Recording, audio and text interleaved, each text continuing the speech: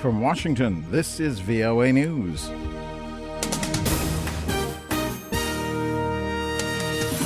Official CNN to Ebola in 2015. The U.S. announces new sanctions against North Korea. I'm Vincent Bruce reporting from Washington. The outgoing head of the United Nations mission to combat Ebola says the worst outbreak of the disease could be ended this year. Friday in Accra, Ghana, Anthony Banbury, who made his final address as the head of the UN mission for the Ebola Emergency Response. I believe we will do it in 2015. I believe we'll end Ebola in 2015. And we're going to do it by working very closely, not just with the governments of the countries, but the communities. Banbury discussed significant progress in fighting Ebola since he was appointed in September, but added the crisis is far from over. New sanctions have been announced against North Korea by the United States. President Barack Obama, his executive order, says the new sanctions are a response to the government of North Korea's ongoing quote, provocative, destabilizing, and repressive actions and policies, particularly its destructive and coercive cyber-related actions. That in the wake of the cyber attack on Sony Pictures Entertainment last year.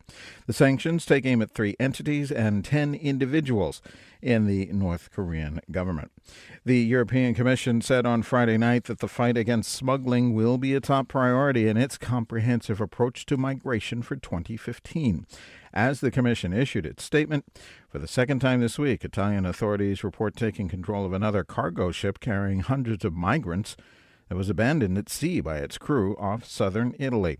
Italian Coast Guard officials were lowered Friday by helicopter onto the deck of the Isadine under the flag of the Sierra Leone. This is VOA News.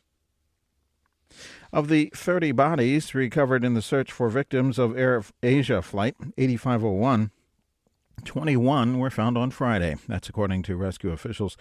The airliner was carrying 162 passengers and crew. It went down Sunday halfway into a flight from Surabaya, Indonesia's second-largest city, to Singapore. Minutes before losing contact, the pilot told air traffic control he was approaching threatening clouds, but was denied permission to climb to a higher altitude because of heavy air traffic. It remains unclear what caused the plane to plunge into the sea. The Palestinians have submitted documents to the United Nations to join the International Criminal Court and appear ready to seek war crimes charges against Israel during last year's Gaza war. Israeli Prime Minister Benjamin Netanyahu has threatened unspecified retaliation for the Palestinians' request to join the ICC. The United States has said it is deeply troubled by the Palestinian action.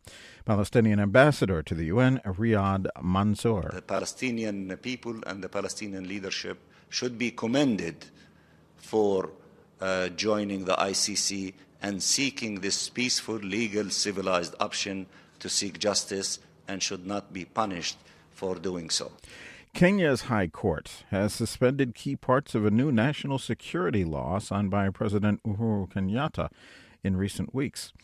The suspension is pending a full examination of the legislation. Critics say the measures threaten civil liberties and free speech.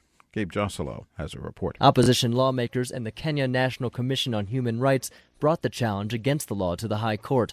KNCHR Commissioner Suzanne Shatika Chivusia told VOA some of the provisions were oppressive and in violation of the Constitution. Chivusia says the law was approved without enough public input or time for lawmakers to debate. Gabe Joselo, Nairobi. Indian officials say a Pakistani fishing boat suspected of carrying explosives blew up in the Arabian Sea after being chased by an Indian Coast Guard vessel. India's defense ministry said all 4 people on board the Pakistani boat were killed in the explosion. The ministry said Indian intelligence indicated the boat was planning an illicit transaction when it was intercepted off India's western coast. Stocks, the Dow and the S&P 500 in the U.S. were down. NASDAQ saw an increase for the day. The chairman of the Economics Association of Zambia says his group is working with political parties to plan a presidential debate before January 20th, the January 20th election, that after a previously scheduled one had been canceled. I'm Vincent Bruce, reporting from Washington. That's the latest world news from VOA.